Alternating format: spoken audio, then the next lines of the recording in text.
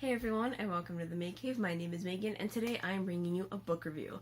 But a real quick, before we get to the book review, you may have noticed that the spot up here no longer holds my current reads of the past few videos. That's because I am no longer going to put my current reads up there. It just wasn't working out. I'm usually reading at least 2 to 4 books at a time, and if I'm reading 4, either they don't look right up there because you can't see the covers or the sides or something, or the books are too big to fit up there, or I'm reading an ebook, which obviously can't go up there.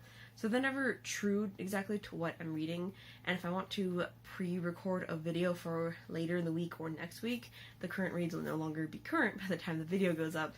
Plus, it's a good space to put books that I've already read, so every time I finish a book, I can stick it there, and as I go through them, it's just a little extra space for me, since I'm obviously trying to get through all of these, and I have a limited amount of space now. So that's that. I just wanted to bring that up real quick. Let's just get into the review. So the book I'm reviewing is Brothers of Baseball by Kristofor Hellmeister. I was contacted by the author to receive a free ecopy of this book in exchange for an honest review, which is what I'm doing today. So a little bit about the plot of this book. It is set in 1972, I believe. It's centered around a young man named Ryan. He's about 14 years old, and he and his family have moved from New York, either the state or the city, it doesn't say, to Belmead, Tennessee. And he is dealing with this move. He doesn't like it. He's really mad at his parents. He's angry. He's angsty. Just a normal teenager. And he's taking it out on his parents, and he's just, I'm done. But as the book progresses, he finds a group of guys that he could be friends with, and he starts hanging out with them, playing baseball with them, and they start becoming a really good, tight-knit group of friends. There isn't a lot of basic... No, let me start that over.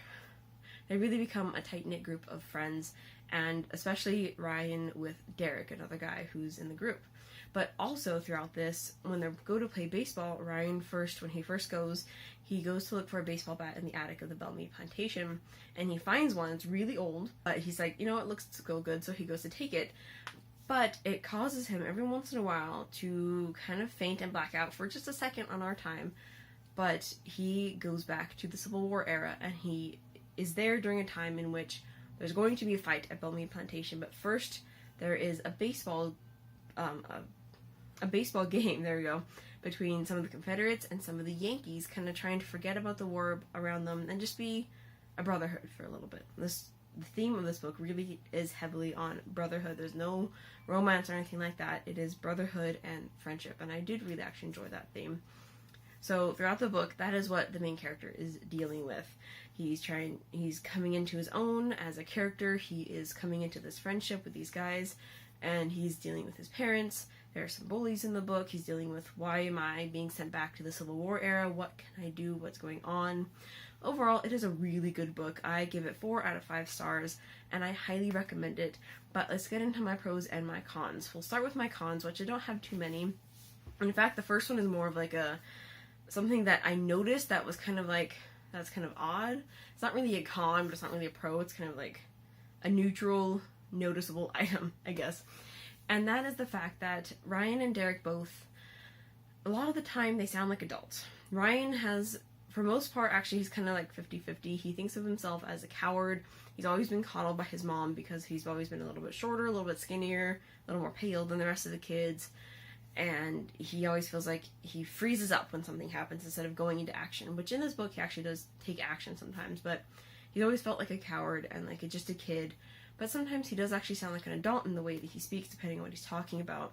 And his friend Derek actually sounds like an adult a lot of the times. The way he talks about things, the mannerism in which he speaks. Sometimes I forgot that these guys were 14 or 15 years old, and I'm thinking, man, why is this adult man hanging out with these kids? And I'm thinking of him more in the role of like a coach instead of a friend. But they do refer to Derek as the leader of their group. He's the one that holds everyone together, and they say leader a lot in this book. I realize it comes up a lot there. Derek is the leader. Ryan is like the next in line for leader or something like that, and it's just kind of odd that they would use that word. But again, it's not like the worst thing. It's just kind of like something I noticed. So anyway, the first real con that I have is the friendship. Not that I have a problem with the friendship between these guys, but the fact that, so Ryan first moved there at the beginning of summer, and the book spans the whole summer, so 2 to 3 months. It doesn't really say how long, it doesn't give an exact date from beginning to end, but through the course of the time, the first half of the book, they become good friends, and then And Derek and Ryan hang out a little more on their own than with the other guys, but it doesn't happen that often as far as you can read in the book. But then one day, Derek confides in Ryan a secret because he says this, he trusts Ryan more than he's trusted anyone else, and he's his best friend. And I'm thinking, wait a minute, where's the basis for this friendship? You guys have known each other less than 2 months. There is hanging out of playing baseball every day, and that's it. And you guys have ridden to town on your bikes a couple times, but there's no real. And at half the time when they ride to the town, they go separate ways. Like, we'll ride together to the library, but we'll each go to our own section of the library, and then I need to go to the store, and we'll meet up over here. So I don't see a basis for best friendship. Like, they could be a growing friendship, and like, hey, this guy's really cool, he's my friend. But I didn't see a lot of the growth for the best friendship part, so that part confused me a little. And I know this book is all about friendship and brotherhood, but I feel like he could have expounded a little more on how they became best friends and how he really came into this group besides just playing baseball with them every day. And baseball is a major theme, a major connector in this book, and I get that, but you can't talk that much during baseball, and I feel like there should have been a little more scenes of banter and hanging out and just all around. There could have been a little more of that.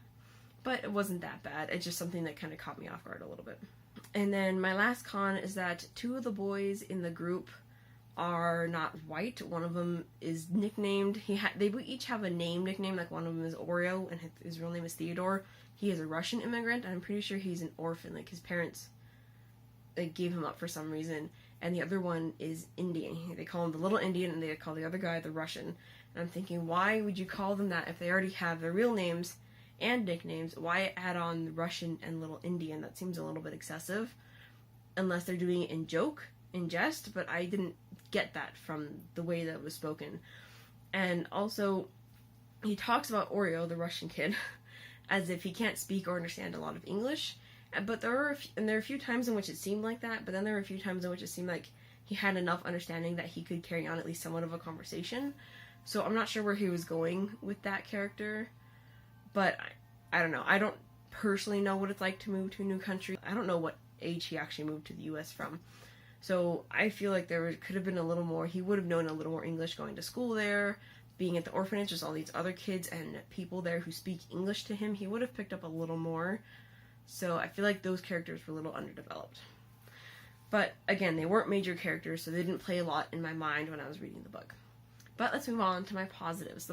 First, I really enjoyed Ryan's development, his character development. He started out as this angsty teenager. He felt like he was a coward. He didn't know how to act. He didn't know how to speak to anybody.